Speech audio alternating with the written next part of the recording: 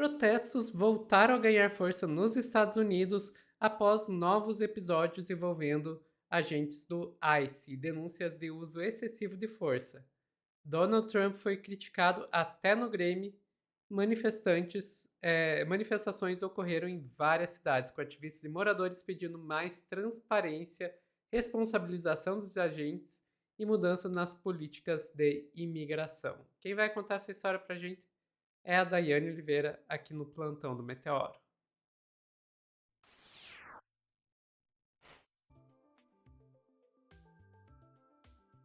Dai, vamos lá. E parece que continua tendo aí mais e mais manifestações, o que eu acho ótimo, né? Porque o Trump tá completamente fora de controle.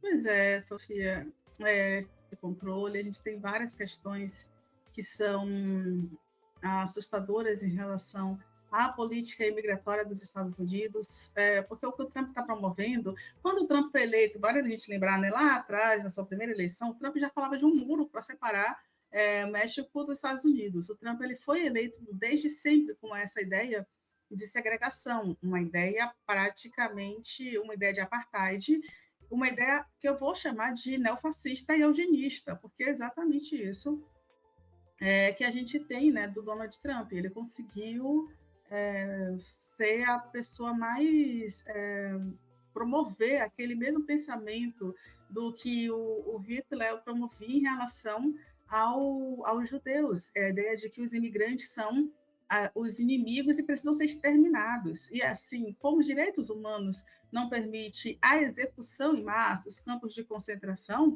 ele fez o quê? Ele promoveu os campos de concentração, que seriam os presídios, e estão prendendo e retendo os imigrantes até que eles voltem para os seus países. E agora a gente tem, sim, um processo de também execução. E execução, Sofia, dois casos recentes foram de execuções de estadunidenses que foram abordados pelo ICE e foram executados. Então, isso gerou uma grande onda de protesto. Eu vou te pedir para trazer a matéria do G1, para a gente ver um pouquinho do que está acontecendo nos Estados Unidos. E é interessante, Sophie, a gente vê pouco disso na CNN, mas esses protestos estão acontecendo no país inteiro. Centenas, pelo menos centenas, talvez tenha milhares de pessoas aqui reunidas. E a gente ouve gritos enfim, de protesto pedindo pelo fim do ICE, pelo fim da presença dos agentes do ICE, pelo fim da violência do ICE. A gente tem que lembrar que uma pesquisa recente, publicada pela agência de notícia Reuters essa semana, mostrou que pelo menos 61% dos americanos são contrários à atual política de imigração do governo de Donald Trump. São contrários com a forma, são contrários à forma como os imigrantes estão sendo tratados aqui nos Estados Unidos. Há pelo menos 70 mil imigrantes presos nesse momento nos centros de detenção do ICE, nos centros de detenção do governo federal. Muitos desses centros de detenção são, inclusive, privados. E há uma série de investigações para saber se há, inclusive, desvios de dinheiro ou se há, enfim, algum tipo de corrupção ligada ao pagamento do governo federal a esses centros de detenção privados. Ou seja, é toda uma questão que sai muito cara para o bolso do americano e que traz muita violência para as ruas das cidades americanas, como a gente tem visto em Minneapolis, como a gente já viu em Los Angeles. Tem acontecido também algumas cenas, algumas situações aqui em Nova York nesses últimos dias, e é por isso que centenas, milhares de nova-iorquinos estão enfrentando esse frio para deixarem muito claro que são contrários, que querem o fim dessa política anti-imigrante, que é uma política que vários analistas, eu conversei com várias pessoas essa semana, pessoas que trabalham com política de imigração, com organizações de política de imigração e estudam esse assunto há décadas aqui nos Estados Unidos. Também conversei com um professor que estuda o extremismo e os supremacistas brancos aqui nos Estados Unidos há décadas, dizendo que basicamente a propaganda utilizada por várias agências do governo americano, em alguns casos até mesmo pela Casa Branca, falam muitas vezes diretamente com esse público radical, extremista, de supremacistas brancos, chamando essas pessoas para, inclusive, passarem a fazer parte dos grupos do trabalho do ICE, serem contratadas pelo ICE, a polícia de imigração dos Estados Unidos. O número de agentes do ICE mais do que dobrou nesse último ano. Eram 10 mil agentes que trabalhavam para o ICE até o ano passado, e só no ano passado esse número aumentou em 12 mil agentes. Agora são 22 mil agentes trabalhando. Quer dizer, 12 mil pessoas foram contratadas de uma forma muito rápida nos últimos meses. Tem centenas. Pois é, Sofia, a gente precisa lembrar de uma coisa, né? Esse pensamento de pureza racial, de supremacia, e assim, é importante que a gente lembre que muitas vezes os imigrantes vão para, acho que acontece em quase todos os países, pelo menos os países de base escravocrata, que os imigrantes eles vão trabalhar em produtos, em trabalhos, em funções que geralmente não são executadas pelos nativos. É o principal ponto. Isso vai acontecer sempre com base escravocrata. Por quê? Porque esses países, né, que tiveram mão de obra, trabalho braçal obrigado, a mão de obra obrigada, eles tendem a explorar essa mão de obra de uma forma distinta. E aí chega o imigrante, eles vão basicamente limpar a privada, eles vão fazer trabalhos que ninguém quer fazer, até porque são subtrabalhos. E o Trump, ele tem essa ideia de que a pessoa que faz o subtrabalho é um subser, é um subhumano, não merece absolutamente nada. Mas esse subhumano, quando ele é ilegal, ele vira menos do que nada, ele vira a mosca que pousou no cocô do cavalo de alguém, sabe? Donald Trump ele faz exatamente isso com os seres humanos, ele reduz a nada, ainda que essas pessoas sejam necessárias. Mas só que para o Trump e para a ideia de limpeza social e racial do Trump, pouco importa se são pessoas ou se não são pessoas, sabe, Sofia? Inclusive, aí tem uma cena que é divertida, a gente precisa dar risada da vida também. Os agentes do ICE, eles sequer utilizam o cérebro, porque olha o que eles conseguiram fazer. Vamos assistir, Sofia, esse caos aí, essa cena aí, que é patética, chocante, e para mim foi uma das melhores durante esses protestos nos Estados Unidos. Sai são os agentes do ICE correndo atrás, com o dedo no meio. Pode ser sem áudio, Sofia. Olha só. Aí, é um dedo no meio, rodando pela pista, e os agentes do ICE correndo atrás disso. Todos correndo atrás disso. Eles não pensam, eles não são criados para pensar, eles são criados para executar uma ação. E sim, gente, é inteligência artificial, logicamente, tá? Foi divulgado, né, no meio desses protestos, mas é divertido, porque é exatamente isso que eles fazem. Eles não são criados para pensar, eles são criados para correr, são criados para atirar. E, às vezes, atirar antes de correr. Porque a gente teve aí o Travis, o último rapaz que foi morto, esqueci o primeiro nome dele, perdão, gente, mas foi morto também em Minneapolis na semana passada, que o homem já estava dominado. A gente mostrou aqui as imagens, o homem já estava dominado do chão, e aconteceu o quê? Os agentes do ICE executaram um homem. Então, assim, às vezes eles nem correm, eles só atiram. É isso que eles fazem, eles não pensam. Eles foram treinados para fazer uma coisa que é execução. E assim, Sofia, a gente fala sobre o uso da IA para besteiras, eu estou com o Gustavo, tá?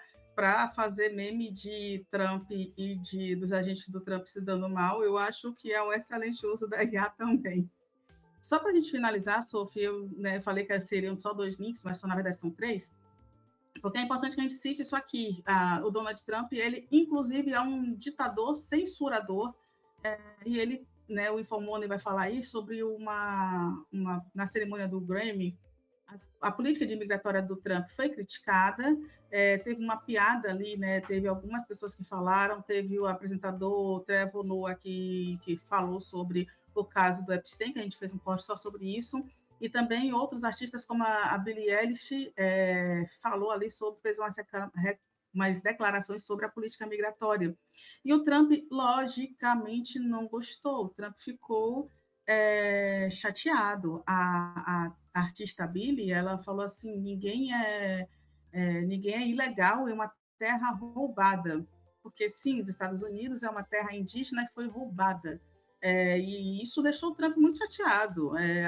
Falar do Epstein também, né, o Noah, quando ele fala do Epstein, ele disse citou o caso, fez uma piadinha, que o Trump, e aí o Trump vai ameaçar o Noah, dizendo que vai colocar na justiça, dizendo que é uma pessoa que não deveria falar absolutamente nada. E o presidente Donald Trump reagiu na sua rede social, né, o Trump Social.